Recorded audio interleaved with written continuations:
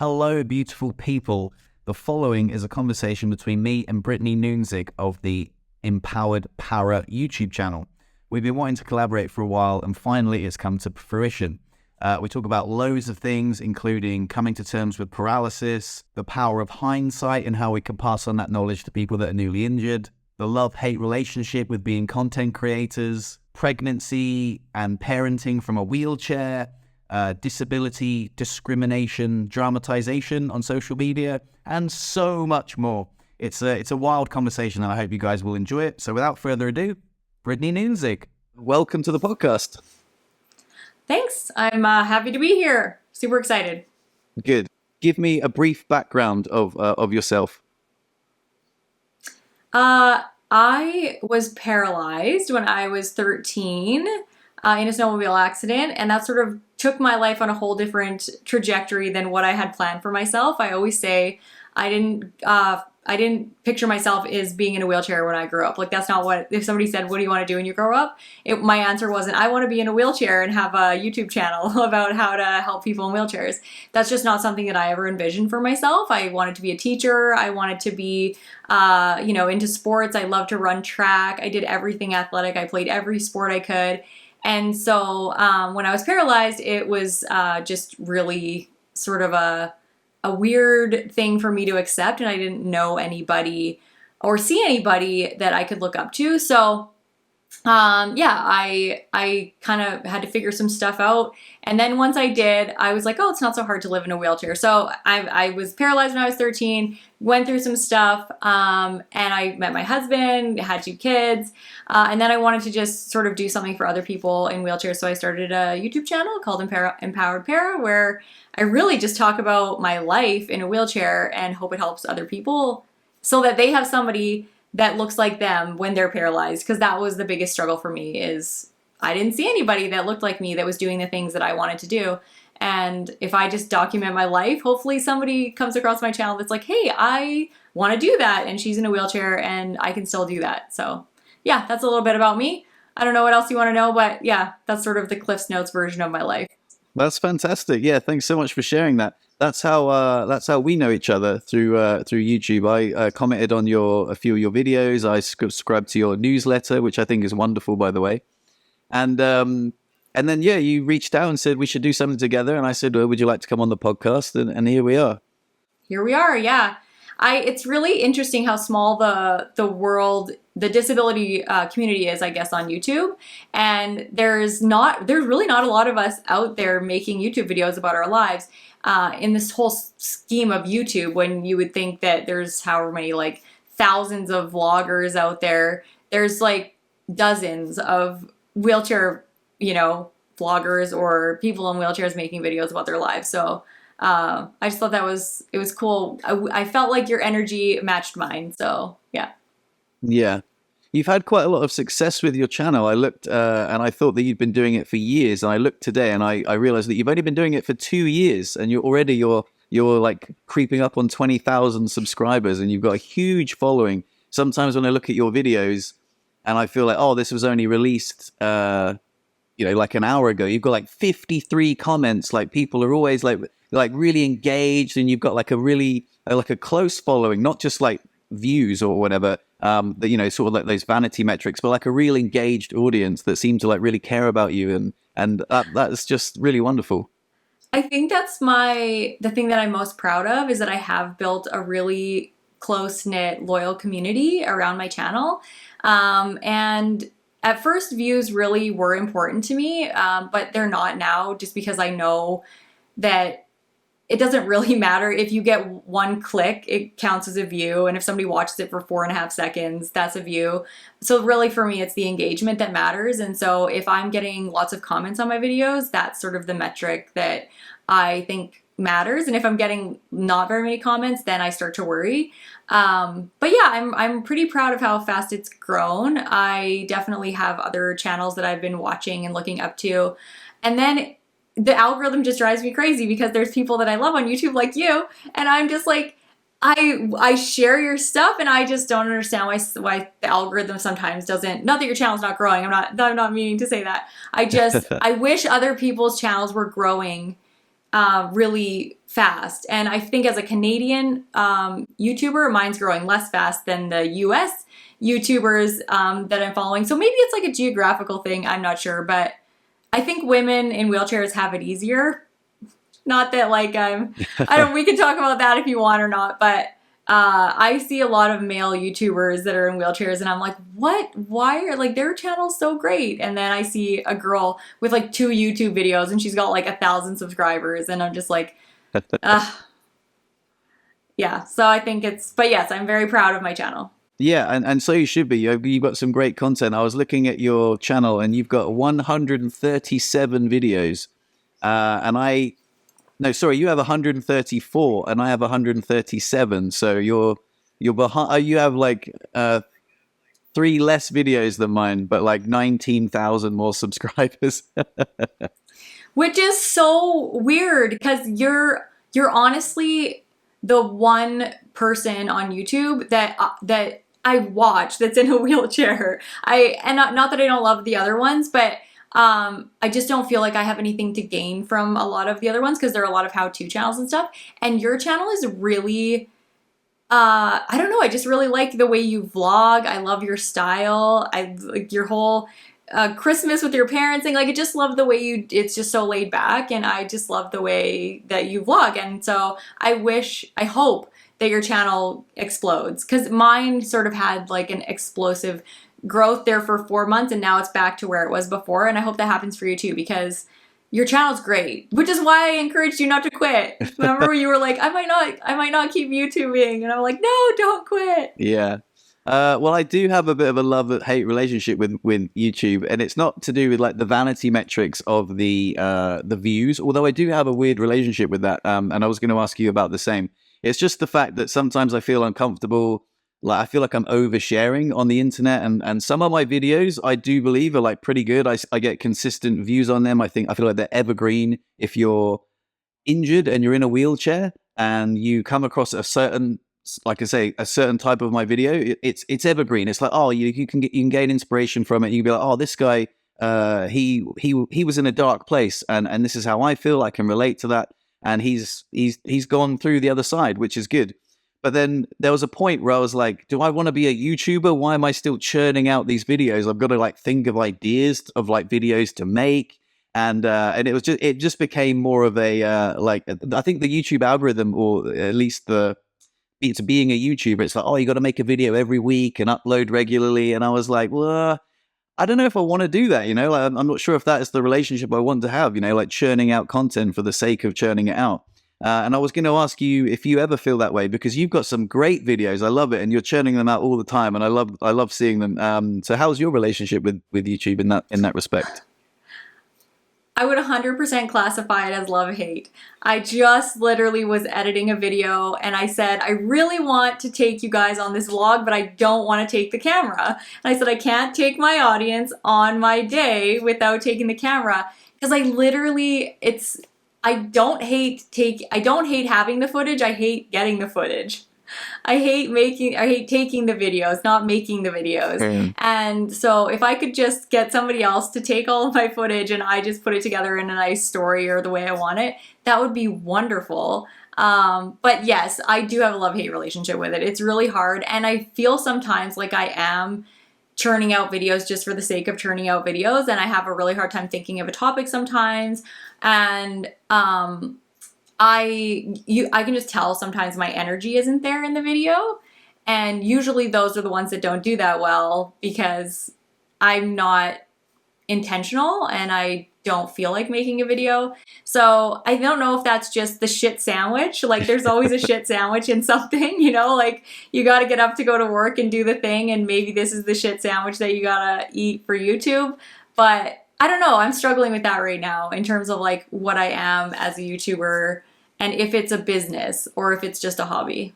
Yeah, exactly. So how is your relationship with the vanity metrics of YouTube? Like when you see one video, for example, I'll make a video and I'll put loads of effort into it and I'll be like, this is a beautifully crafted video. I put my heart and soul into it. I absolutely love it. And it doesn't perform as well. And I'm thinking, but it doesn't make the video any less beautiful. It's still a beautiful, and like the people that comment on it, they loved it.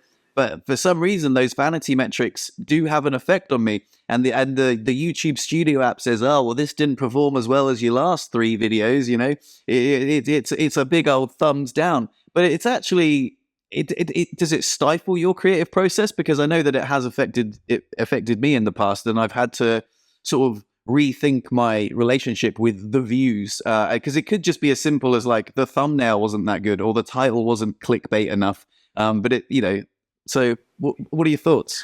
I actually get so frustrated with the algorithm because I will literally I went to the dentist and I just recorded myself. I wasn't talking in it, and then I just did a voiceover. It was like a 4-minute video. It took me a half an hour to edit, and it like massive, like the views were massive. And I was like, people really just want to see me transfer once into a dentist chair? Like, that's it. That's what. And then another one, I will spend like a month researching, all this time recording. I will put all these things into the video, graphics, and give them like a thing they can download, and like crickets. And I'm just like, I don't get it. The things that I think are helpful to people are not. I think sometimes, I don't know. It's really frustrating. If you ask my husband, he would tell you that I've been like, what? I don't get it. It makes no sense. Why is this video #1? And he's like, are you complaining that this has lots of views? And I'm like, no, I'm confused because you want, I don't know if you're like me, you just want to kind of learn what people want and what the algorithm is sort of like what'll benefit you with the algorithm, and I can't figure it out. So maybe I'm just not looking hard enough, but it's annoying. And I have kind of given up on caring about the views when it comes to that, just because I do care about the views, and this might seem like really superficial, but because I'm a monetized YouTuber, it bugs me that there's an inconsistency with monetization. So it's really hard to see it as a job, because 1 month, and I'm just totally transparent, like the most I've ever made on YouTube is like $2,500 a month, and then it'll go down to like $300 a month. And it's like, how does anybody make a living doing this? So I can totally I echo that it's like hard being like, is this a job? You know what I mean? Is this what I really want to do for my life to make money? Because it's inconsistent for sure, and it's annoying. So that is more frustrating to me now necessarily than the judging the quality of my videos on how many views it gets, because yeah, I'm just like, whatever. Yeah, I completely agree. Some videos, like my most popular video is no surprise, but it was about my leg spasms, and it was just sort of like, it was completely innocent. I was like, oh, you know, like these are my leg spasms, and I have to deal with this every day. Boom, like 13,000 views, and the rest of my videos like average like 300. And I'm like, oh, why is this so popular? And then I found out about Devotees, and I was like, oh, what, people really like leg spasms? Like that's odd, that's weird. But then I was like, shall I make more videos about leg spasms? I don't really want to do that. I know, right? I've literally thought about that so many times. I'm like, should I just make a video about my feet? But then, you know, my husband's always like, those aren't the people you want watching your videos anyway. Because for probably the first year, which was super discouraging, you can like go into the analytics and see the other channels that your subscribers are watching. And it was all like creepos. I swear to God, it was like paralyzed girl in a wheel, like all these channels that were just like paralyzed women in wheelchairs, and it wasn't even like helpful channels. It was just people compiling other videos or like things on the internet about women in wheelchairs, and I was just like, this is annoying. And then once I got past like that hump where those people, I guess I could thank them for watching my channel so much, because they got the algorithm to push it out to more people, and the more people saw it, the more people who needed the actual content kind of got a hold of it. And now it's much, much more like genuinely interested people in, you know, what life in a wheelchair is like. And I get about 50% people who aren't in wheelchairs and are just curious, and like 50% people who are in wheelchairs and need help. And so, yeah, but it's that whole sector of like weird fetishes I didn't know it existed until I was in a wheelchair, and, you know, had something with my feet on the internet, then it was Yeah. like people, yeah, weird. Me too. Me too. I had no idea, and I was going to ask you about devotees. Like, what is your opinion of them? Because I know that there's a mixed view. I know that also there's also mixed devotees. For those people who are unaware what a devotee is, it's someone who is attracted to someone in a wheelchair.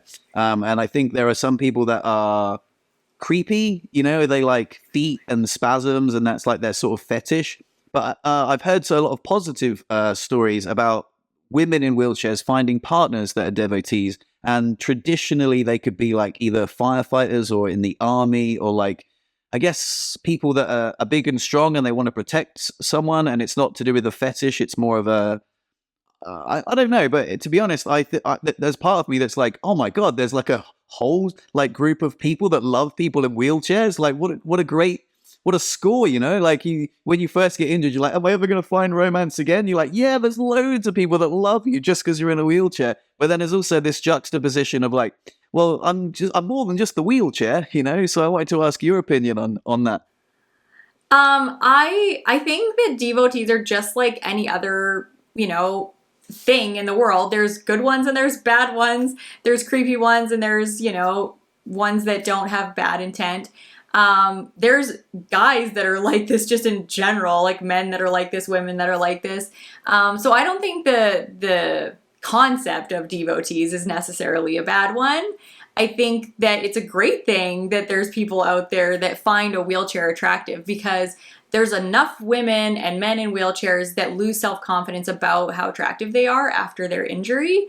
And I think knowing that there's a whole class of people out there that, not just because, I guess, but part of the reason they're super attracted to you is because you have a disability, I think that's kind of a cool thing. It would be no different in my mind than somebody saying, I, like Black people or Asian people or whatever, and they just have like a preference for that race because they find them super attractive, the qualities of them, tall, fast, whatever, like it's just a quality that people prefer, and for some reason it's kind of gotten a bad rap. So I don't think it's a bad thing just in general, and I've definitely had my share of devotees contact me. And some of them are very nice. They're like, hey, I'm a devotee. I just wanted to let you know, but I like your channel. Just wanted to ask you some questions. Are you single? That kind of stuff. And they're not weird. And then other ones that are like relentlessly like texting me or messaging me that I've had to like block them. They're like, I know where you live, like weird. And you're just like, okay. Oh, wow. Yeah, like just crazy over the line stuff. But I don't think that has anything necessarily to do with being a devotee and having a preference or something that you find attractive. I think it's just that person's odd. And just like any other thing, that person might be slightly over the line in lots of things. Yeah, absolutely. Absolutely. Segueing away from devotees, because I think, there's such a good conversation to be had there, and we should, judge everyone, on their own merit, I guess. But I wanted to really ask you about, because you've started a family. It's something that I really want to do.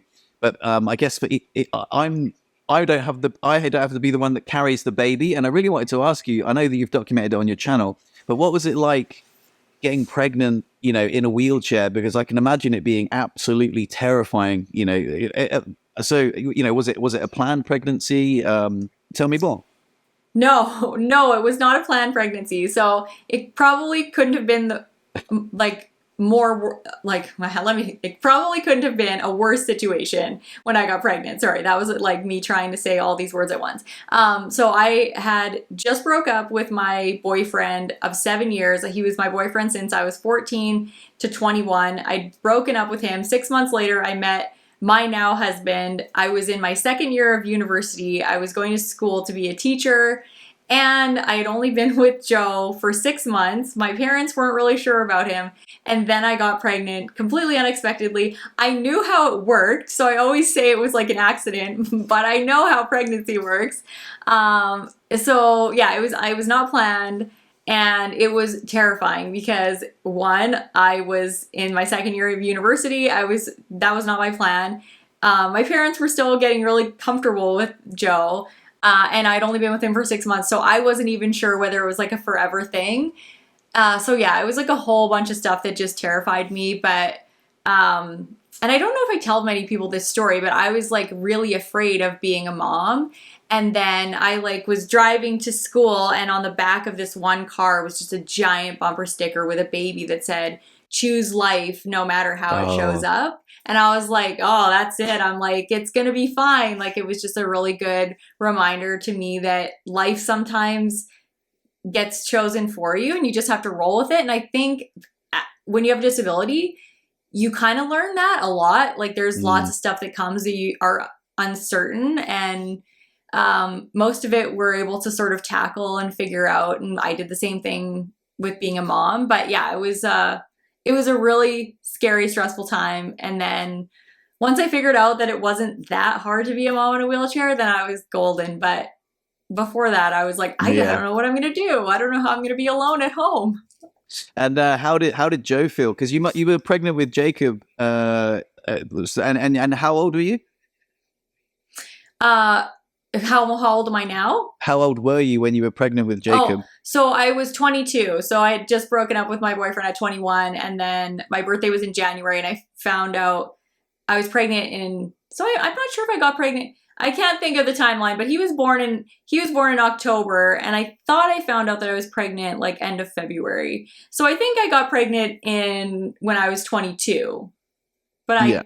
I can't do the math right now. So how did Joe feel when he found out? Because it must have been quite a shock for him as well. Thank God he was like so happy. When I told him that I was pregnant, he was like, "Oh my God, I love you so much." Where I'm telling my parents, and I was like, "Can we just like keep it under wraps for a while?" And he was just like over the moon, so happy because he was 30, so he was like older. Um, and his parents really liked me, and so for him it wasn't scary because he was kind of ready for that. But I was like, "What?" So I'm so thankful that he was very happy. Otherwise, I probably would have been more stressed out. Yeah, that's incredible. That's incredible. So, this personal question, but were you ever tempted to like terminate the pregnancy, and were you ever like get cold feet and be like, you know what, I'm not ready for this. I'm bloody in a wheelchair. I'm in university. This wasn't planned. Yeah, it totally crossed my mind, and that's why that bumper sticker was so important for me because I was actually driving around going like, is this something that I can even do? Uh, Is this going to ruin my life? And so I'm not proud that I had those thoughts, but it's just totally realistic. I was just like, what if I can't do this? And yeah, and then in the end, I think Jacob saved my life. I oh, was that's so lovely. I was going down not like a bad path, but I was in my second year of university, so drinking, partying, that kind of stuff. And obviously when I got pregnant, I couldn't do any of that stuff anymore, and I think it really sort of made me reevaluate like what is important. And my husband always says like he's like, you didn't drink a day after that. He was like, you used to be. And I'm not like, not that I'm not fun now, but I'm an old lady who drinks tea all day Yeah, long, yeah, and not the, drinking out of a rum bottle, partying till like 3 a.m. when I was in university. So yeah. That's incredible. So, what was it like being pregnant in a wheelchair? I mean, day-to-day life is difficult enough being in a wheelchair, but when you're pregnant and you've already got like incontinence issues, and pregnant ladies are renowned for yeah, having incontinence, and also the transfers and the later stages. Like, it must have been such a challenge. What were some of the hardest challenges that you faced? I think for me, the hardest thing was the bathroom, like the bladder stuff, because my bladder's already small. So I remember having lots of bladder infections, which was annoying. But other than the increased incontinence and bladder infections, it was not really that hard. I wasn't sick with Jacob. I didn't have like no energy. I was pretty good. I was like a little low in iron, things like that normal pregnant women get, but it wasn't, I don't feel like other than UTIs and incontinence, it was that big of a deal for me. I have heard of other women that have had a harder time. But I'm wheeling my body around anyway, an extra, I didn't gain very much weight. So it wasn't like I was wheeling a whole ton around. I think I gained like 12 pounds or something. So yeah, it was not a whole lot of extra to wheel around. And I seemed to be okay with my transfers and stuff. I made sure though that Joe was home when I did the transfers, because God forbid if I fell off the toilet or something, I wasn't getting back up with a pregnant belly. So yeah, I think it was like not too big of a deal for me. But maybe that's just me having a bad memory. I mean, through the lens of nostalgia, well, it wasn't that bad, but at the time, there's this, the experiencing self versus the remembering self. Like, you're like, oh, it wasn't that bad, but at the time, I've been like, oh my God, But then when you were pregnant with Jamie, was that different? Was that a planned pregnancy? Jamie was a planned pregnancy. So I went back to university when Jacob was 10 months. So I took a year off from university when he was born. And then I went back when he was 10 months, and then I finished my degree with a baby, which was really hard because I'm in a wheelchair, I had a baby. So I was doing all of my like finals and taking him to daycare and doing all of that stuff. So when I finished my degree, I was like, I need a break. So I took a break from school, and then we got married, and then we tried for Jamie, and that was totally planned. And funnily enough, Jacob, boom, not planned, and he comes right away, and I want Jamie, I'm planning for Jamie, and it took like a year to get pregnant. Like I was like, really? This is like the ultimate irony. But it was okay because I wanted Jacob to be a little bit older anyway, so we started trying when he was 2.5, and then she was born so I guess it was a little less than a year. She was born when he was 4, so. And apart from the YouTube, did you ever use your have you done any work like since your spinal cord injury? Like, I know that you completed your university stuff, but did you work? When Jamie was about 18 months old, I started a chapter of a nonprofit here in Canada. It's a society called the Tetra Society, and they make assistive devices for people with disabilities. So they were looking for somebody to open a branch of that in Edmonton, which is where I'm from. And so I did that for 4 years, which was, I guess I would consider it part-time-ish. It was mostly just recruiting volunteers and kind of getting the chapter established here, making connections with other organizations. And then once it was kind of up and running, then I moved on to other things. And then when Jamie was in kindergarten, I started substitute teaching. But other than basically being the chapter coordinator for the nonprofit and a substitute teacher and my YouTube, and in university, I worked as a camp counselor. Those were, the only jobs that I've ever had. That's cool. So working with a disability with 2 children, that's awesome. Yeah, I think it's, I think it's what any mom would do, any person would do usually that is in society that needs to eat. So, but I do feel proud of myself that I went back and got my degree and stuff like that, because that was hard. It was hard. I think you should. Yeah. I think you really should be proud of yourself. I spent, after my injury, 4 years unemployed, and it's like where I live, the healthcare is really good and they pay me well for not having a job, and it's hard to have when the motivation isn't financial. It's like, oh well, do I really want to get a job? And now I've just started a job. I've been working for my employer, Skidi Gonzalez, for 3 months now, and I love it. It gives so much structure to my day. Ironically, I get so much more done with so much less time. If you give me a to-do list and all day to do it, I will procrastinate all day.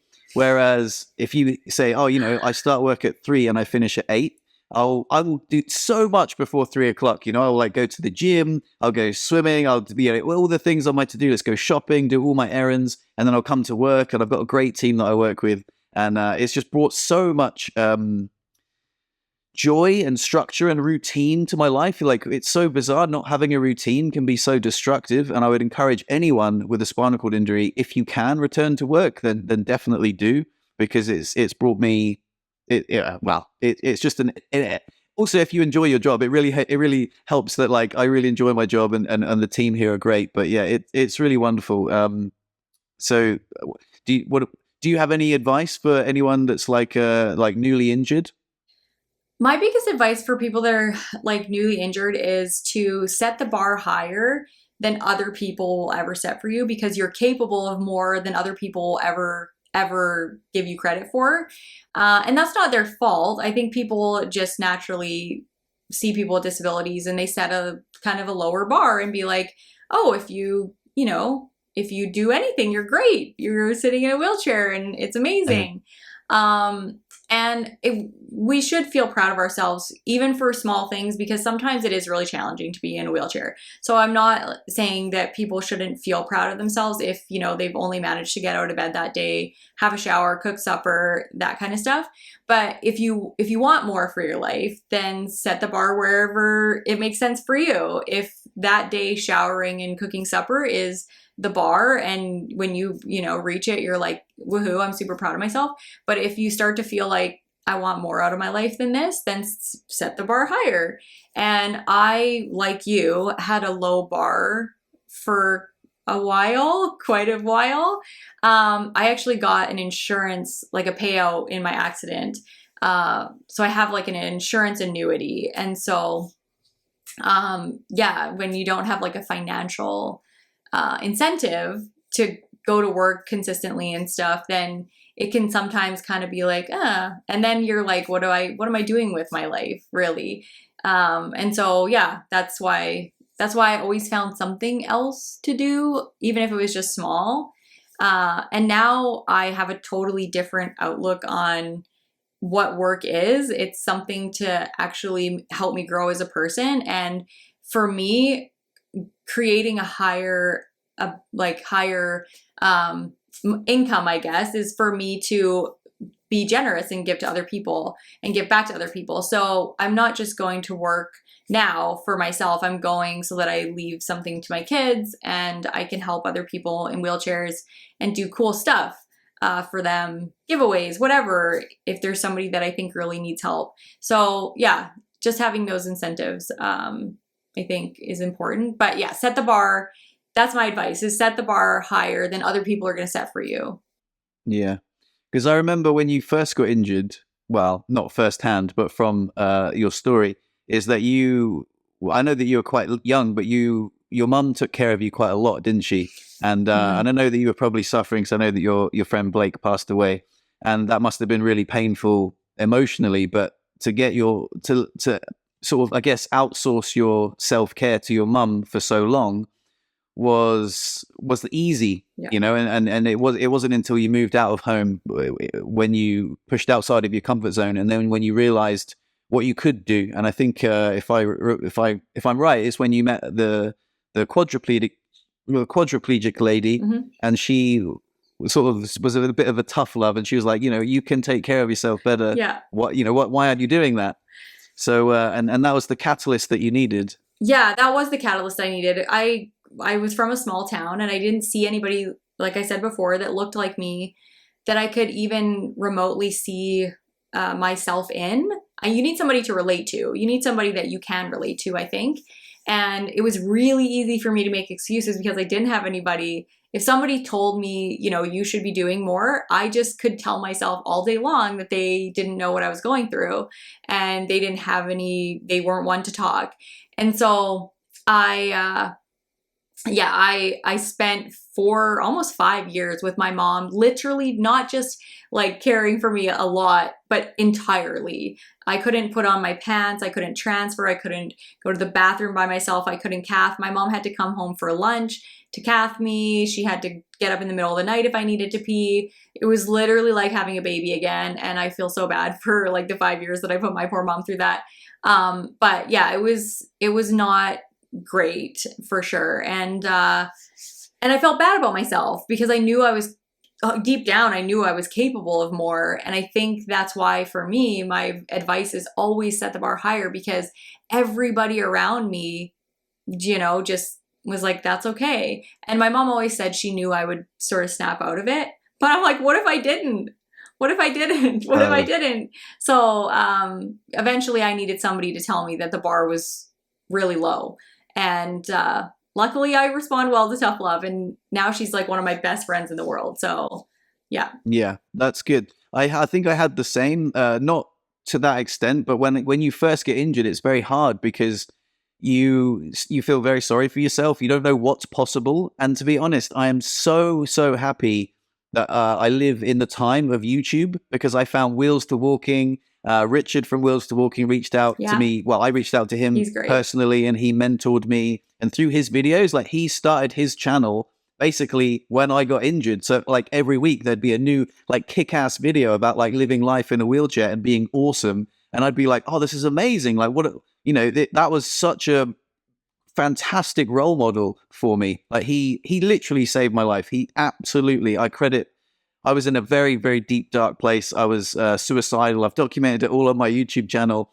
These are the videos that people really relate to, you know. And it's really weird because sometimes I get comments on like an old video and I'll be like, oh, I didn't even think anyone would watch that again. And like the YouTube Vanity Matrix, like, oh, this video and he got like 180 views. I was like, oh, that's a bit of a failure. But if someone comments like, oh, this video saved my life, like my friend Simeon told me, he's like, that's worth 1 million views. And I was like, you're right, you know, like, don't know why I let YouTube tell me like my self-worth and what my creative endeavors are worth. But I was going through a really dark, and that's what actually inspired me to create videos as well, because I was like, oh, well, if, you know, he's helped me, maybe my story can help other people. And it's sort of like this circle of love. And I guess I didn't mean to be a role model. I just thought I'd document my life along the way. And, you know, when I first started driving or when I first started doing new things, I would document them. And it was also really nice that because I documented them, to look back and like see how far I've come. I've got a video where I talk about like,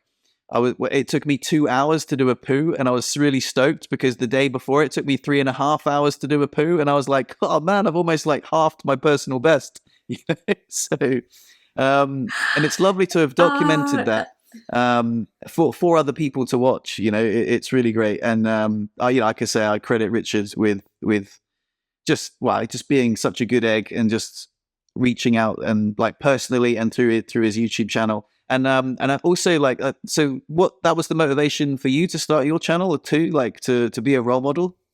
Yeah, my motivation was entirely to help 13-year-old me. Every time I think about the years that I lost, feeling sorry for myself, or not really just being lost entirely. I lost years being lost because I didn't know any better. And I think that's what information and knowledge is power. And if you can see somebody that looks like you, that you can relate to, then you have less excuses to make, and you have somebody to look up to. You have somebody to ask questions to. You have somebody to reach out to. And I think if you don't have that, it can get really lonely, and you can feel like you don't have, you get that thing where you're just like, nobody else knows what I'm going through. And I think that's the power in social media, in YouTube, in, you know, this beautiful sort of platform that we have now to be able to share our lives.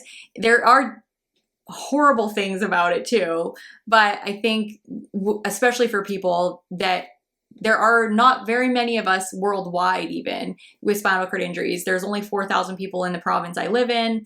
You might get, you know, hundreds of people in your city, but you don't know where these people are. And having somebody that you can just like type in your question on the internet and it pops up. And that's why I'm brutally honest on my channel, because there are so many questions that people are too afraid to ask.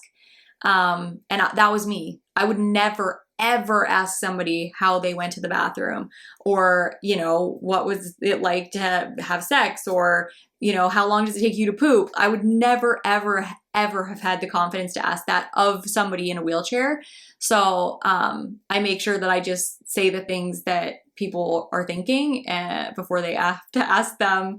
And sometimes it's like not great, and I worry about embarrassing my kids, but ultimately I hope they understand that it comes from a good place and not just me trying to get like clicks. Because I have had people comment a few times, especially in videos that my kids are on, that, you know, I'm just one of those like horrible YouTubers that makes their kids go on, and I'm just like, that's when you want to be like, no, I'm not, but I don't. Not at all. I love the videos. Some of my favorite videos are with like that. In fact, one of my favorite videos is with you and Jamie when you're sat in the little sort of like cubby hole, and she's like, "Welcome to my mummy's YouTube channel." And that is so beautiful. She is so adorable. How can you not love Jamie? She is just so, so, so lovely. But on the other hand, I do sometimes think, if I'm going to be brutally honest, the video that you did about like the sexual positions, I was like, whoa! Like, I mean, you talk about embarrassing your kids. I was thinking, like, you know, because kids can be quite mean and be like, hey, I saw your mum dry humping your dad on YouTube. Like, My son is in grade 9, so he had a day like that last year actually when he was in grade 8, where some kids found my YouTube channel, and it was a day for him. So now I don't tell anybody, because I'm a teacher. I used to tell kids about my YouTube channel, but I don't anymore. And I make sure that my kids aren't like spreading it around. But then I decided to be on a national TV show, and actually they recorded that video at the same time I was recording it. So it's going to be on national TV. So hopefully my son's getting like, he's pretty good at like having a tough skin and being like, I don't care what you think. And luckily most kids think it's pretty cool that his mom's a YouTuber. So even though I have some weird stuff on my channel, it's been okay so far, but that is something I worry about. I for sure worry about that. yeah, yeah. No, I can see like that video was like super informative for people, especially women who like didn't know what sort of sexual positions were possible with like after paralysis. It was really informative, but also, oh my god, I was like, oh my god, Brittney, like, whoa, this is racy. This is racy stuff. This is and also like brilliant clickbait. Like that video has got like insane amount of views, which again is not really important, but it's yeah, it was a brave video, bold. It took me a long time to get the confidence to do that video. A, because I was worried about how it would affect my kids. B, I was worried about what my parents would think. C, because I had to convince Joe, because he was like, I have a job. And so there was like a bunch of factors that, went into me thinking about whether to do that video. But ultimately, the videos that I do and the parts of my life that I show are because somebody out there is wondering it, and somebody out there like me is too afraid to ask. And so, yeah, it always comes from a good place, even though, yeah, I'm not going to pretend that I never try and use clickbaity titles or things like that. Because I do, but I always try and deliver something of what I say in the title. And the more confident I get in myself as a person, and the more it matters to me the intention behind the video, the more I care less about the vanity metrics and more about that one comment, even if it doesn't get very many views, because those are the things that keep me going. It's not not how many people click on it. It's the people that say this really helped me. So, yeah. Disability discrimination being dramatized on social media. Is it useful or is it just click farming? That's like a really loaded question. It really depends for me on if the issue matters to me. And I know that's like a terrible answer, but like if an issue matters to me, I'm like, yeah, like yell it from the rooftops. And if I'm like, what? Why are you complaining about that? And I guess that's just human nature, but some things really are important to me. And then other things aren't. It's more important to me how people treat people with disabilities, and how they view inclusion. So that's important to me.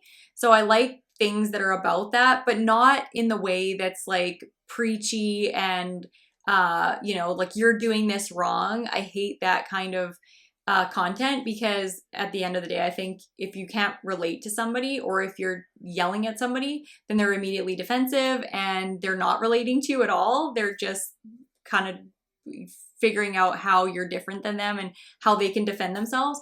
So I don't like the way content is shared sometimes, but certain things I don't like. I don't like when people harp insane amounts about some wheelchair accessible or inaccessible thing, and it's like a little thing, like it's a curb this high going into something, and everything else is like perfect. I'm like, okay, they did a million things right, and you're saying they discriminated against me because they had like a 2-inch curve or something, and you're just like, no, actually they were trying and didn't quite hit the mark. But that's different than discrimination. So there's like different things like that that drive me freaking bonkers. But yeah, I guess it depends Yeah. on if what the issue is.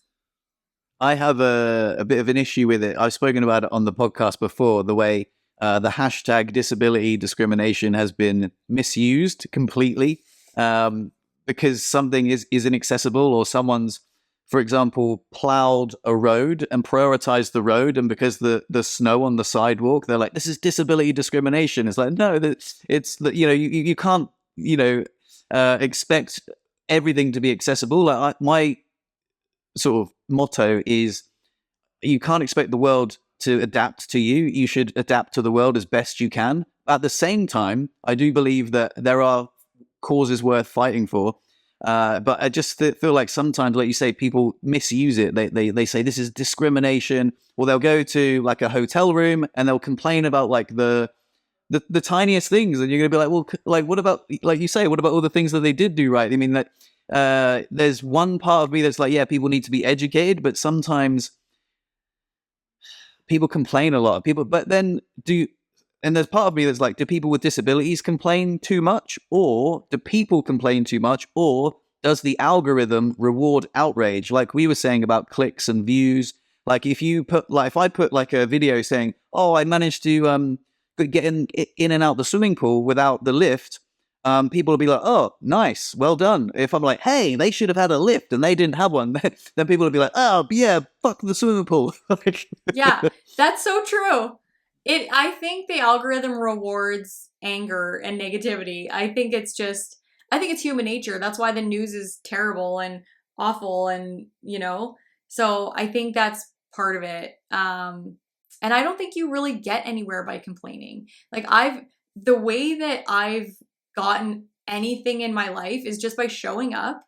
If something isn't accessible, and I can tell, there's been times that I've been angry that things are inaccessible, and I've shown my anger, and it didn't go over well. And there's been times that I have gone and I've been like, hey, this is, I love your establishment. It's great. I love coming here. These are the things I love about it. This is why I come here. This is how long I've been coming here. And oh yeah, and this is something that you should improve on. And literally, like when I've had that attitude, 20 minutes later, they've gone into the bathroom, started like tools in hand, changing the direction of the door on the accessible stall and like all that stuff. But if I've been angry, then it's been like, fuck her. I'm not going to do any of that Yeah. stuff. I don't want her in here anyway. Do you know what I mean? Yeah. And I think that's one of the things that people have to know and like you in order to want to help you. And if they don't know you and they don't like you, they don't want to help you. And I think there's a lot of people that they make people not like them and not want to help them. So, but I also think that people aren't really like that in real life. There's a different beast that comes out on social media. Like I say, the algorithm rewards outrage, and people wouldn't say things to people that they would say on the social media. And it strikes me as odd. Like I'm a fan of long form content. Like you and I both make YouTube videos, but at the same time we're competing with like Instagram and like short form and TikTok and that I don't. So this is the sort of relationship that I struggle with. Like I make a lovely YouTube video, which I think is really worthy of my time. Perhaps it may be a little bit self-indulgent, like why would you spend 10 minutes looking at this YouTube video when you could spend 30 seconds scrolling through TikTok? I don't use TikTok, but I'm assuming it's shortening people's attention spans, and I don't want to like lower my I guess not dignity but my form of content to appease people's attention spans. But there's this sort of a battle. Like I also don't want no one to watch my video. You know what I mean? So do you have the same struggle with that? Yes. I really don't like social media at all. Like Instagram, TikTok. I don't think about posting. It's not something that I think about posting on YouTube because it's long form content. I think about the thing that I'm going to show. I think about how to record the story and tell it, and then I put that together and I put it out. Whereas social media like TikTok and Instagram, Facebook, those things are, you know, in the moment where you're posting a photo. Sometimes you do it afterwards, but it's just that like the short snippet of time that you actually have to think about it and do it. And I'm more of like, I'm going to take the content and then I have a day where I'm editing and posting. And you can do that with social media, and probably I should, but I don't know. I'm struggling with that right now a lot. I don't consume that type of social media a lot. So it's hard for me to think about the types of social media to actually create or how to clip my current content into that kind of consumable content. So, yeah, I struggle with that a lot. Not that I don't like TikTok when I'm on it. Like my kids watch it and I go on it and I'm like, oh, that's such a funny video, or that's a great way to Yeah. do things. And I think there are ways to make life in a wheelchair look funny or interesting in that form of content. I just struggle, I guess, with the creative side of me on how to actually do it. But yeah, I don't know. One thing that I'm experimenting with, and I keep saying this to people, and I'm going to do it, I promise, sometime this year, is making like skits, funny skits about life in a wheelchair. So that might be something that goes more easily on TikTok or Instagram. But yeah, I just don't think about it. I don't know. I feel like I'm already on my phone enough. And I'm like, if I were having to answer comments on Instagram, TikTok, and YouTube, I don't know what I would do, because I have an email list that I answer email. So I don't know what I would do. I just don't know how people do it. Yeah, I know that. Well, when you were saying about, I think I made a video saying, "Oh, this is the last vlog," or whatever, and then you were like, "Oh no, let's keep making content." I think that's where my frustration comes in. Like, I'm just gonna stop sharing my life on the internet. I feel like I've given enough. Like, why do you know? So I struggle with it too. In fact, I was gonna ask. You have such a supportive husband. Joe is incredible, and how does he feel about like being part of your videos? Because he seems to be. Sometimes he seems to be like really, really into it, and then sometimes, like if you're like filming in the car, he's just there. He's just like, "Oh well, I'm stuck in the car, so I guess I'm in the video." But he's still like very chipper, and he seems like such a genuinely lovely guy. So how does he feel about being part of your creative videos? Honestly, the first year didn't like it at all. He was like, I don't want to be in any videos. So it was a year of like grooming. That's a terrible word. But me being like, you want to be in my videos. You should be in my videos. People are asking about you. So the first year was kind of hard because he didn't really want to be a part of it at all, just because he was uncomfortable in front of a camera entirely.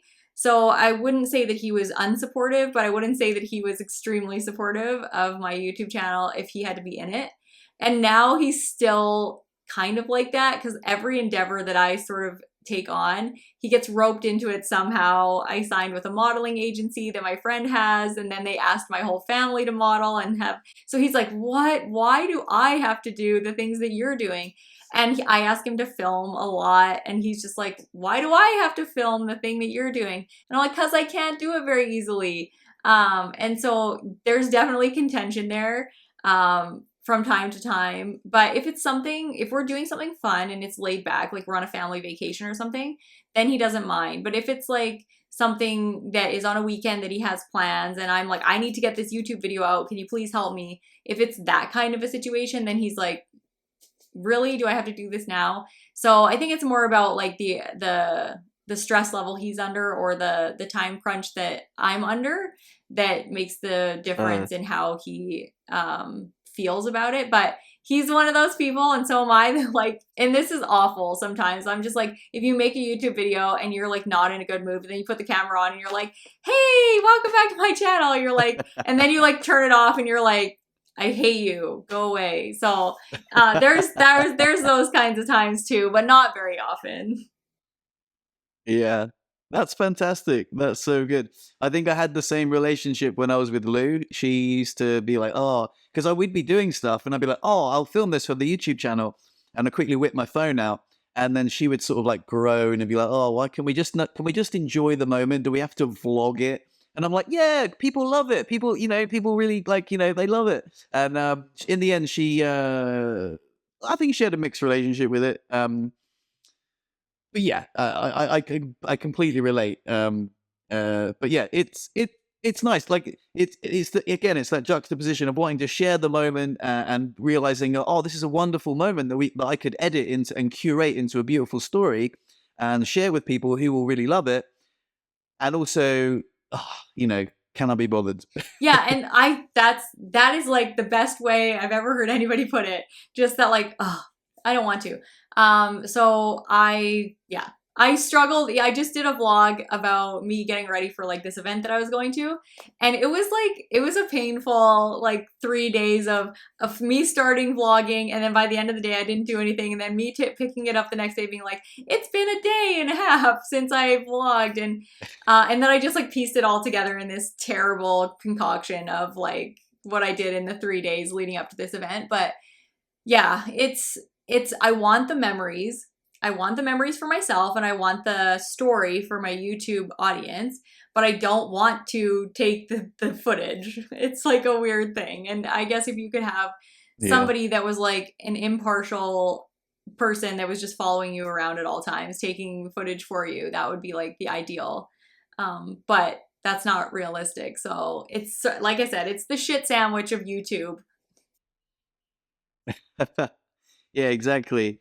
Yeah, I can relate to that as well. Like, so what I've got into the habit of doing is if I'm doing something, I'll film it, and then what I'll do is like a piece to camera, and I'll talk about it like a vlog. But then I'll just like roll a load of B-roll over the top, rather than try and do it at the time. Like, oh hey, here, this is Christmas, Like, I'll just yeah. So yeah, I've sort of my relationship with creating content is changed. So it's much healthier for me because I don't post very often at all. If I do have to post something, I'll be like, oh, I recently became a mentor with Backup, and I think, oh, that's something that it's a cool story. I'd love to share it. I'd love to share my experience. And so yeah, I've sort of got off the hamster wheel of content, if you like, and I'll just post at my leisure. Which I actually really love your vlogging style that way.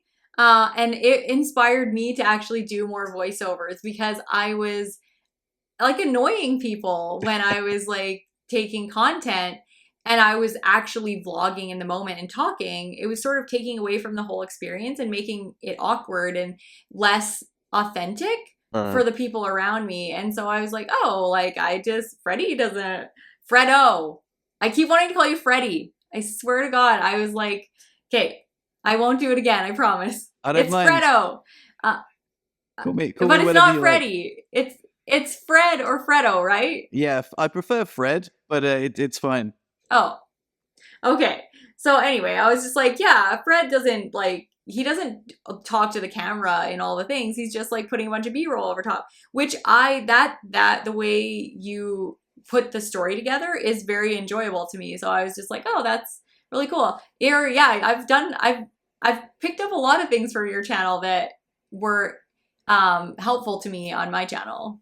That's brilliant. I love that. Thank you so much for saying that. That's that because, like I say, sometimes I question like why am I even like making content, and if it's to even just inspire other YouTubers, especially YouTubers I look up to like you, then that's absolutely brilliant. And I say like I think it's a little bit more authentic if you can film and then talk about it and then lay the B-roll over the top, because then you're not ruining the moment at the time. You're still capturing it, but you're still telling a story. But yeah, you can be in the moment. It's like a compromise. It's a nice compromise.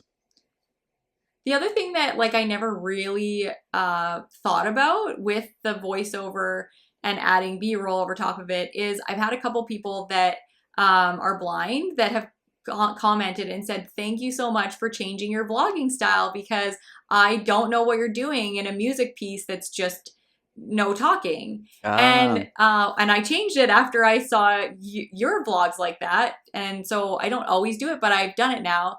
And I got people that were really thankful. So we don't always know when we're doing something that's helpful or more appealing to somebody until they tell us. But it made my channel more inclusive by picking up things that you've done. So yeah.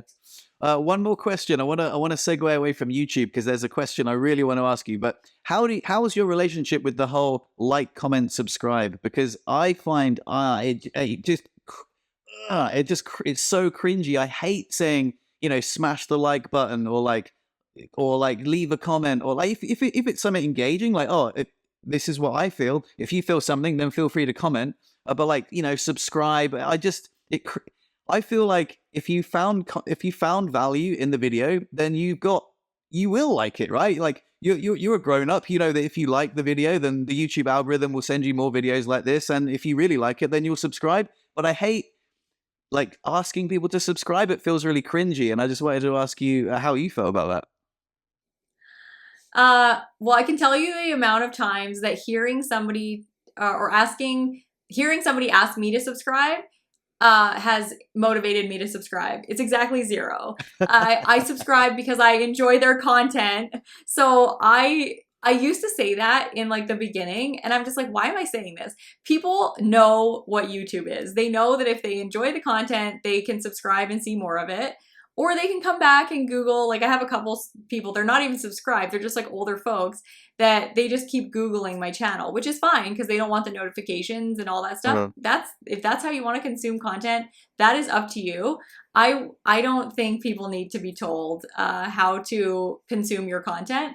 So I don't do that. I do say, like you say, if there's something that I want them to comment about, then I do, because my engagement is really important to me. So I'll say, comment this. And sometimes it's just simple. Like if you watch to the end, put a 1.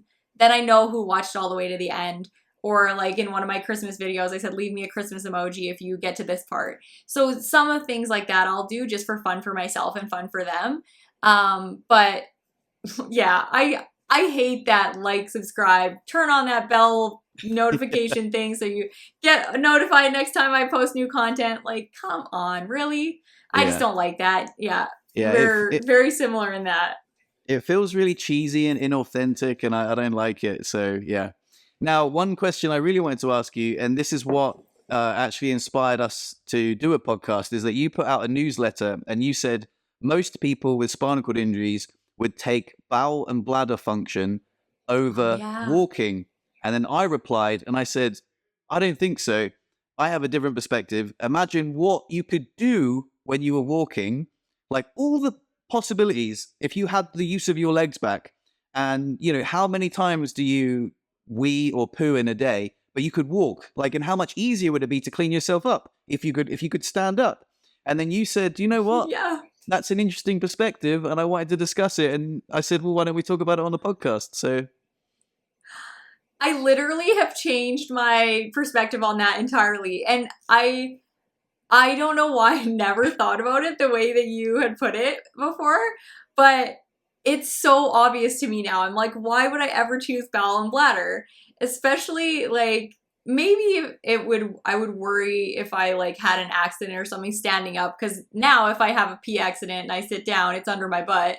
Yeah. So that might be something that I would worry about more, but I'm like, adult diapers, whatever.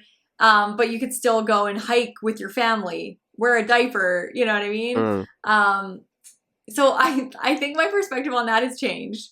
I think the legs do make everything easier, and I thought that was really interesting. But still, when you take like a generic poll, I think when I poll my friends, it's always bowel and bladder, and I always had that saying that walking is overrated because of that.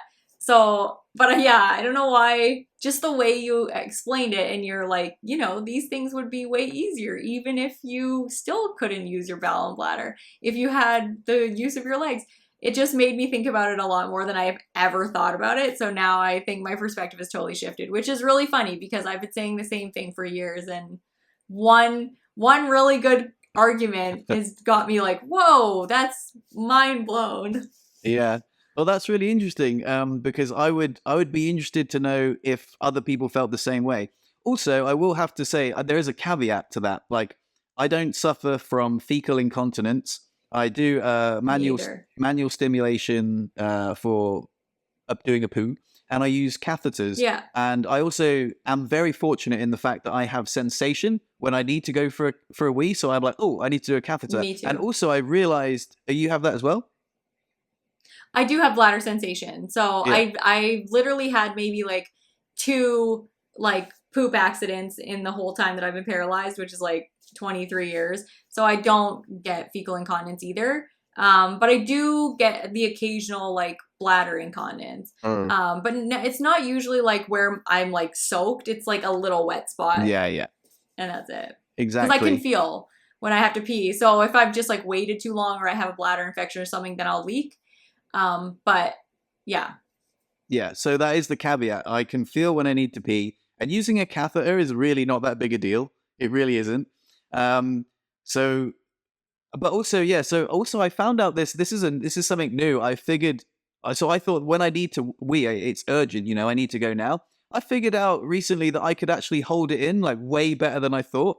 And it was when I was playing poker and I had a good hand, and I was like, oh man, I got to be in this hand. And I like when I need a wee, I kind of like wiggle my bum a little bit, and I had managed to hold it in for ages. And then then the feeling went away, and I was like, wow, I didn't realize that I could. I thought this was like an alarm bell. You know, you need to go for a catheter right now. And I was like, oh, it's gone away. And then when I next went for a wee, it was even bigger. And I thought, oh, that's incredible. So that's new. That's new for me. So so saying there's a caveat that I can feel when I need to go for a wee. I'm not incontinent, and I don't have fecal incontinence. If I suffered from those things, that might change. If you know, that would suck. And I'm sorry if there is anyone out there that does suffer from that. I'm sure you agree that it sucks. I Yeah. think I would still take walking. I know, like, I have lots of friends in wheelchairs, and a lot of them do suffer from incontinence, like pretty severe incontinence. So I think that's why a lot of my friends would choose the bowel and bladder back. But yeah, I have very minimal like pee incontinence, and then yeah, no fecal incontinence. So it's an interesting concept though. I think it's a cool like question to ask. And definitely a question that you can easily put on social media. So there's Yeah. one piece of content for both of us. Well, if you guys are watching this on YouTube, then you can comment down below. Exactly. Comment down below what is your preference if you had to choose one, if you couldn't have both, what would it be? Yeah. And I guess it is a bit of a broader question. Like for me right now, I'd be like, oh, hell, I would definitely take walking because pooing isn't a problem. My bowel program takes like less than 10 minutes. Using a catheter isn't a problem. But walking would be a game changer. But if you said, okay, you can walk, but you will piss yourself and poo yourself, I would be like, it's hard. I'd really love to walk again. You know, like I know it's not everything, but like it would open up so much. You know, it bring back what's the word? I'm assuming like my spasms would go away. I'm assuming that my muscle tone would come back. You know, I would get more exercise. I'd be able to reach high things. Like yeah, I would. Yeah, I think there's a lot of things that you could do. Yeah, there's so much, especially now that my kids are older, and hiking and water skiing and snowboarding and like all these things are things that like my kids are into that I'm just like, see you later, I'll watch. It's, you know, annoying. And to have to sort of plan family things around things that I can do uh, is kind of frustrating for me, and like I feel bad a lot. So if I could walk and eliminate that and just, you know, take a catheter with me and hop on a toilet and cath, then yeah, because it's really, cathing isn't hard for me either. Like it's not yeah, that difficult. So yeah, exactly. Well, Brittany, I think that's probably like a natural conclusion to the podcast, unless you've got anything you want to ask me. I probably have like a million questions I want to ask you, but it's your podcast, so I don't know. I have lots of questions just about life in general for you, but I can ask Oh, those on like WhatsApp or whatever. But no, please, let's continue. I had in my head, I was like going to keep the podcast like this length, but if we're in a flow of conversation and we've got each other here, do it. Let's, you know, if you've got any questions you want to ask me, fire away. I'd be more than happy to answer them. I was just curious, what you did like for a job before you were paralyzed. I was a chef in a busy kitchen here in Morzine in France. I worked at a place called Le Bec Jaune, which means yellow beak. And it was a brewery or a microbrasserie, which is the word in French. And well, they brewed their own beer and we made some beautiful food and I cooked. And before that, I was a chalet host. So I would go into people's homes and cook for them. And that was a brilliant job. It was very fulfilling. People would give me the most best compliments would be like, Fred, the best part of our whole holiday was you. And I'd be like, oh, that's so lovely. I would like draw pictures on a chalkboard and give them riddles to do every day. I would entertain the kids and I would cook for them. The only problem was I really wanted to snowboard a lot because I live in the mountains and it was too time consuming. Like 6 split shifts a week was just not good. But, it was it was a great job. Like it was really, like I feel like I'm quite a personable guy and like I could show off, I could, when I could give people my personality and awesome food and for them to give me back wonderful compliments and, entertain their children and tell jokes. It was really wonderful. So yeah, that's what I did before my accident. Yeah. That sounds like a really cool job. Were you paralyzed snowboarding? I was, Yeah. Yeah, it was 2019 in January, and I accidentally snowboarded off a cliff. I have a YouTube video all about it. In fact, I recorded a podcast with Pete, who was the guy who was there on the day that I got paralyzed. Oh, I'm Yeah. gonna go watch that. I think I picked up your channel. Like, I know it was pretty early on, but I've never watched that video. Because I remember like some of them were like really early on in your accident. Mm. Like you started recording videos how early on? Pretty much from day one, but like when I picked up I was gonna say, I thought you were like in the hospital in some of them. Yeah, I was. So the way I started my YouTube channel, it wasn't intentional. Like those videos weren't meant for anyone. I had a YouTube channel with like 11 subscribers or something, and I picked it up. I started filming, just being like, oh, and I think on the first video I shit myself. Oh my I god. I was in the bed and I was completely paralyzed and it was just for friends and family. What I had was a group chat and I would upload a video to YouTube and then I'd share it to the group chat and then people would like comment and say, oh, like that was, like well done on progressing and stuff like that. And yeah, I was in the hospital bed and I was like, oh, I definitely did just shit myself. And it was, it was embarrassing. That was like vlog number 1. But and then I went on, and they were very low quality videos, just me talking to the camera, but they were very, very honest.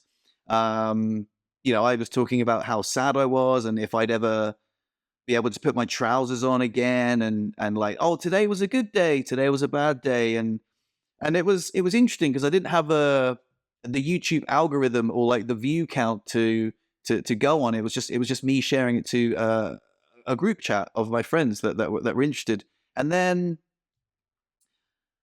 I kind of got a little traction. I never really shared it on social media. In fact, the first ever video I shared on social media was for Spinal Cord Injury Awareness Month, and for some reason I was too embarrassed to share my vlogs.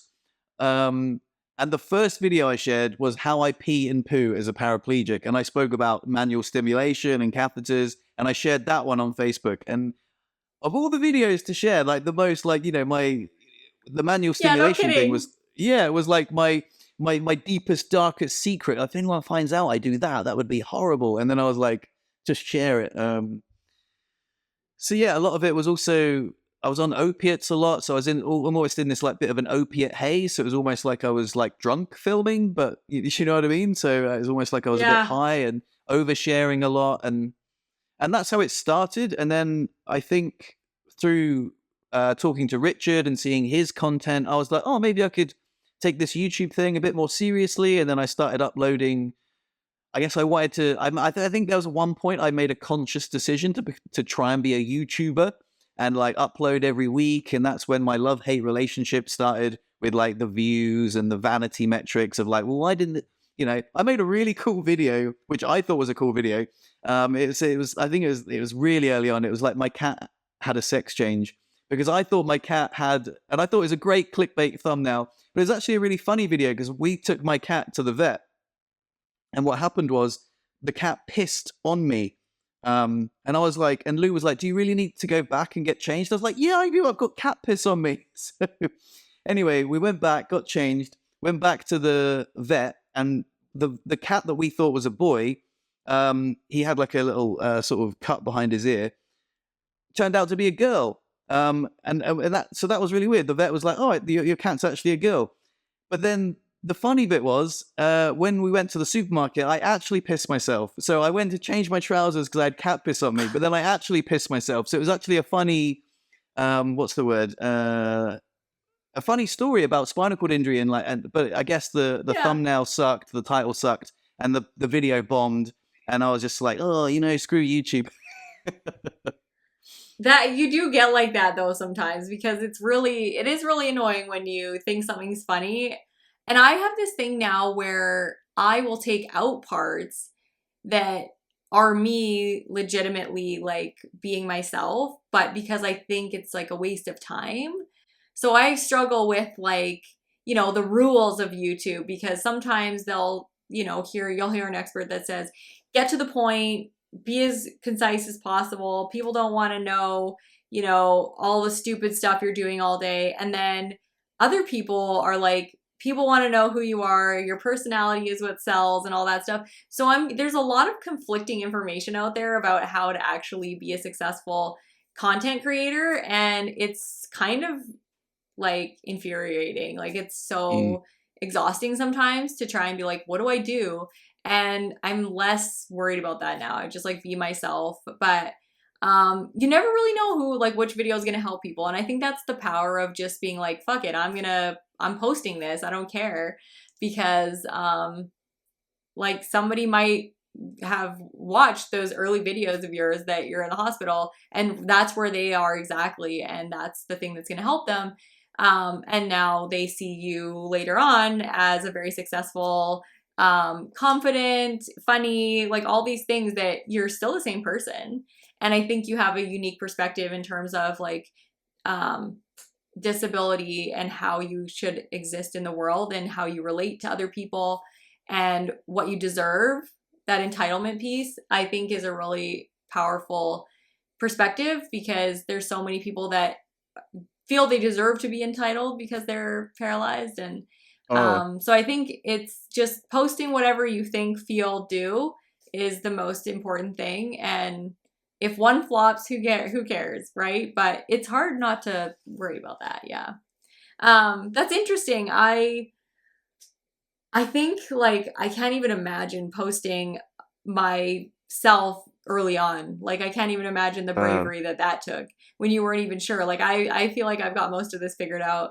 And you were posting really before that. So I love the journey that people can find on your channel. Yeah.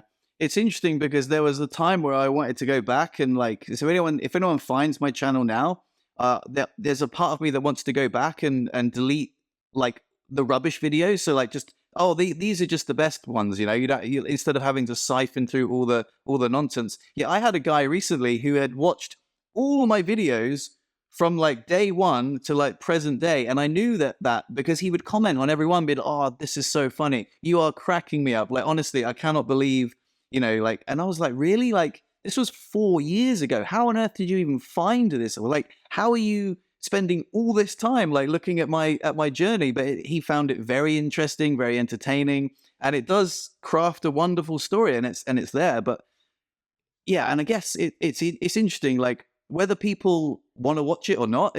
That's not my decision, but it's there, and it's my story, and my story. I guess I've just documented my story from day one, from being paralyzed to now, and I was a mess, I went from like not knowing, thinking that I would, like having to do a wheelie in a wheelchair. Like, oh my God, like people saying to go down a hill, you have to wheelie. I'll be like, what? That's crazy. To like now I'm wheeling everywhere, and like I can drive. I'm very independent. Like I can live on my own. There's so many things that I hadn't realized that feel easy to me now. I'm like, oh, of course I can live on my own. Of course I can drive. Of course I can have a job. Of course I can be financially independent. Of course I can find new romance. Even after my injury. It things that you just other people need to hear. Other people be like, really? You can do all that? Because like right now I'm broken in a bed and I feel like I can't do any of that. Like it might be easy for you, but like I can't do what you can do, and it's possible. So I guess people find inspiration and hope in that, and I guess it was unintentional, really. It was, but yeah. Yeah. What do you think? Do you think that people have to um, change their perspective in order to achieve the things that you just talked about, like independence, being able to drive, all that stuff? Or do you think they do it and that changes their perspective on disability? Do you know what I mean? Do you think they have to be like, believe they can do it in order to do it? Or do you think they have to do it in order to believe they can do it? Which comes first? It's interesting because I read a book once. I made a video about this actually. It was I read a book called "Feel the Fear and Do It Anyway," and it was basically the premise of the book was like anytime you do something new, you're going to feel fear, and if you wait for the fear to go away before you do something, you'll never do it. So you're always going to be scared, and the only way to make the fear go away is to do the thing that you're scared of. So I think that maybe answers the question. Like you do have to set the bar high for yourself. You do have to have self-belief, but you have to do the thing. Like when I first went outside the rehab center, the world was so scary. I was like, oh my God, I had no idea how much the rehab center was flat and smooth, and like, your comfort zone grows, but comfort does stifle growth in a way, you know what I mean? And Oh, so much. yeah. So you've got to push outside your comfort zone, and you will be scared. You will feel fear, but you've got to do it anyway. I think that that's my total belief. Yeah. I think that anything that I've ever done, I've been terrified to do it. And then when I come out on the other side, I'm like, I did that. That wasn't that bad. And then you're less afraid to do other things. And that momentum builds your confidence level for bigger and, better things. So yeah, I was just curious about that because there's a lot of people out there that will tell you, if you can. And I do think it takes a change in perspective, but I think sometimes you just kind of fake it till you make it. That's why the saying is out there, because you don't feel normal when you're in a wheelchair when you are first in a wheelchair. You feel weird and conspicuous and awkward and everything's hard. And then when you start going about your day and just going, okay, well, I'm going to brush my teeth and I'm going to go pee and I'm going to make breakfast and I'm going to go get groceries, then every one of those little things builds your confidence for bigger things. And you eventually go, wow, this doesn't feel like it's taking up all of my energy. And I think that's the key, right? And hopefully the thing that we're helping people believe about themselves is that eventually it does become easier. And that's what I love about your channel, is that they can see the whole thing, which you can tell somebody every day, all day, that you've come through that journey, but it's so much better for them to see it sometimes. So yeah, I applaud you for having the courage to do that right from the beginning. And continue to do it, even though it's frustrating at times. I'm glad you didn't entirely stop being a YouTuber because it's valuable. Well, thank you. I appreciate that. Like, if I do feel if I've got something valuable to share, I will. But also, do you ever get the feeling that like something that was so big, like driving, for example, I remember thinking, oh man, like driving's going to be so hard, and then I literally got some hand controls off Amazon, and I just put them on, and like first of all I was like whoa, and then like whoa, and I was like okay, and then like I just started driving, and I was like okay, and then you just think, why didn't I do this months ago? It's given me so much independence. How did I wait so long to drive my car? All I needed was some €50 bloomin' hand controls off of Amazon, and I posted this on my YouTube channel, and someone said exactly the same thing. They went and got the hand controls. They were driving, and they were like, "I can't believe I didn't do this sooner." What was going on with me? So yeah, I would encourage people to, again, hindsight. So you see things in hindsight, you're like, oh, why didn't I do that sooner? But at the time, it is difficult. Like, you do build things up bigger in your head. But yeah, can you relate to that? Surely.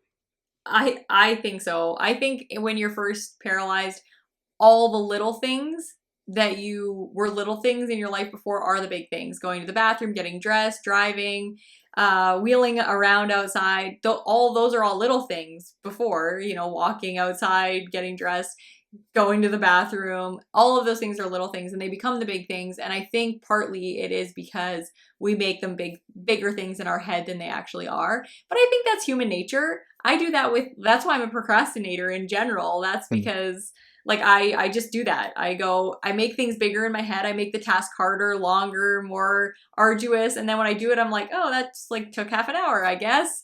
And it's out of the way. And the worrying about it and the procrastinating was much more annoying than the actual task itself.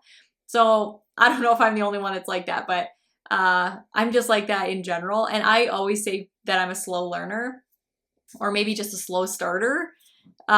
So that's sort of my life motto, is just like wait very, very long to do it and then do it and realize that I should have started sooner. Yeah, exactly. Exactly. Yeah, it's so easy to say this. In hindsight's always 2020. But like even the 4 years I spent unemployed, I look back and be like, man, I could have done so much more in that time. I wasted that time. But at the same time, it was part of my, you know, I think I was ready to start work way sooner. Like I thought, do I really want to start work? You know, I quite like, you know, free money. Who doesn't, you know, like it's the dream. But I'd also felt I'd retired at like 38. And I was like, you know, like, what am I doing? I'm just whittling my days away at home. And I ended up, you know, starting a YouTube channel, doing a podcast. I did, you know, doing artwork, making music.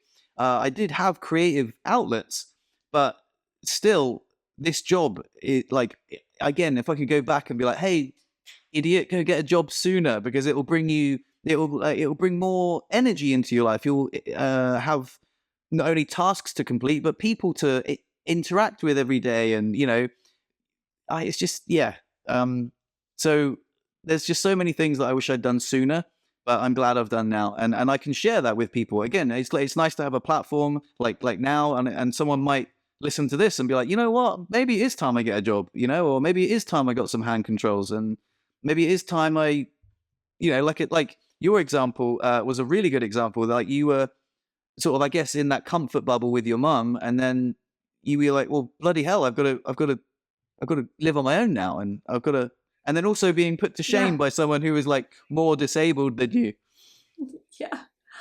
Oh, and if I could go back and tell myself that if you take the 2 months to learn how to go to the bathroom, you can hang out with your friends for as long as you want without calling your mommy.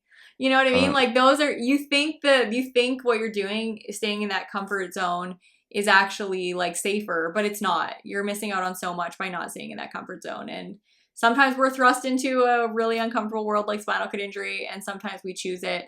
But either way, I think having people to look up to and relate to is key. So yeah, I'm glad I met you on YouTube. I'm glad that your channel was there for me to see, and now I can call you a friend, and we'll be able to continue sharing all of our antics and absolutely experiences with people for however long we decide it's not a pain in the ass to. Yeah. In fact, there's a great quote, and I got it from your channel. It is, do not pray for an easy life. Pray for the strength to endure a tough one. Oh, what is the one that I got one from your channel too, and I shared it in my email list, and I can't remember. It's like gratitude something. It's bugging me. I have to go look back. I literally shared it on social media. I shared it in my email list, and now I can't remember it. It's bugging me. I have to go find it. Yeah, that quote was by Bruce Lee. And it was on one of your YouTube channel. It was on one of your YouTube videos. I really vibed with it. That one was really like, I really like that quote. I have a bunch of inspirational quotes that keep me going. But that is I really like that one. But the quote that I can't remember right now that I got from your YouTube channel that, and it's bugging me because I literally shared it with my email list and I shared it on social media. Is it be grateful for the good times and graceful in the bad times? Yes, that one. I knew it was that. Like something about grateful. I like that quote so much because I don't think you realize until you have a spinal cord injury or like a challenge in your life how there's a mix of grace and gratitude, and you balance that. You teeter-totter all the time. You know what I mean? Where you're just like, oh my God, I'm so happy. I love my life. And then you go to the other side and you're just like, fuck, I'm really sad and this is hard and I don't know if I can do this. And then you have to have grace. You know what I mean? And I think it's a teeter-totter. And I don't know whether we ever really find balance or whether we're always just in one or the other. But yeah, it was one of my favorites. So. Oh, well, thank you. Well, I think not like we exist on like the spectrum, like you say, like be grateful for the good times and graceful in the bad times, like because there are good times and there are bad times, and you know, for me, I hang on about gratitude so much on my YouTube channel and my podcast. I keep a gratitude journal, and I think keeping a gratitude journal is one of the best things someone could do. It's like a tangible, scientifically proven way to like be happy. And you do some other crazy form of yoga. I remember I watched that video and I was like, dude, you're making me look bad. You're just like, I do all of these things in the morning. And I was like, I take a poop and I make my bed. I was going to ask you, no, because you stretch. Unless you were exaggerating, but you stretch before you get out of bed, right? I do stretch. Yeah, I stretch in the morning, but that's sort of like so ingrained in my routine that I kind of forget about it. Like I just wake up, I literally wake up and then I sit up and I stretch and I just do it. But I'm not out there doing meditations in yoga. Do you? I do the same. I wake up, and I think it's so bizarre because it's second nature to me as well. And it's so important with a spinal cord injury to stretch. It makes such a difference. If you just get up and try and get in your chair without stretching, it's so hard. And if you like spend at least 5 minutes just stretching, like, you know, forward bends or any sort of stretching just to loosen up your limbs, and then all of a sudden you're like, you know, my legs are loose and I can get in my chair like a little bit better. One of the things that plagues me the most about my injury is my spasticity. It really bugs me. You know, it's the worst thing. I would say, you know, for me it's number one. I hate it. Like my legs, they're just constantly tight. They feel like they're just gripping my wheelchair right now, actually. But yeah, but the stretching, like before you get out of bed, number one tip. And then number two, gratitude. Yeah. Yeah. And really gratitude is like I think it can carry you through a lot. You know what I mean? Like if you just look at the things that you have to be grateful for, even in like the shittiest times, that's the thing that kind of keeps you going to the next task or the next day or whatever. So yeah, gratitude is a huge one. And I think most people who seem to get on with life easier have some sort of gratitude practice or just have that as a part of their value system. And the people that struggle the most, I think, struggle with gratitude. I think they are on the entitlement fence, you know, instead of the gratitude side of the fence. So yeah. I have to pee though, so I have to pee. I'm gonna have to go ready. What a great way to end the podcast. Yeah, we both have to pee. Oh my god. But for people who don't know you, tell people where they can find you on the internet. They can find me at Empowered Para anywhere. My website is empoweredpara.com. I have Instagram, Facebook, YouTube, and TikTok, but I have like 3 videos, so it's abysmal. And I'm not very good on social media, but I am there every once in a while. But yeah, Empowered Para everywhere. And they can even email me at empoweredpara@gmail.com, and I will answer because you do. I love engaging with people. Yeah, I do. I talk to a lot of people on email, and I feel like I have friends all over the world, which is great. So that's fantastic. And for me, if any of your audience watch this video, and I'm at Freddo, the wheelchair guy on YouTube, Freddo Smith 14. I'll put some links in the description. But yeah, this has been a wonderful chat, Brittney. I really appreciate it. It's been really, really wonderful. So thank you so much for sharing your story. And I can't wait to collaborate more in the future. Yeah, we're definitely going to do it. I'm going to come to Europe sometime and you can show me around. Okay, cool. Well, until next time, love yourselves and each other. Peace. That was awesome. Hello, beautiful people. If you enjoyed that podcast and you found it valuable, interesting, thought-provoking, and you think that someone else might enjoy it, feel free to share it with them. It's the easiest way that you can help this podcast grow. And I'd love to have more conversations like this with other people. So I will leave some episodes in the show notes if you're a new listener to check out. There's a good episode called Freddo's Accident from Another Perspective, where I interview my friend Pete about, he lets me know things what happened on that day, which I never even knew about. That's quite a cool one. And there's some really cool lighthearted ones with Benji and I just talking about life, love, the human experience, and psychedelics. So yeah, if you've enjoyed the podcast, thank you so much for listening. But most importantly, love yourselves and each other. Till next time, peace.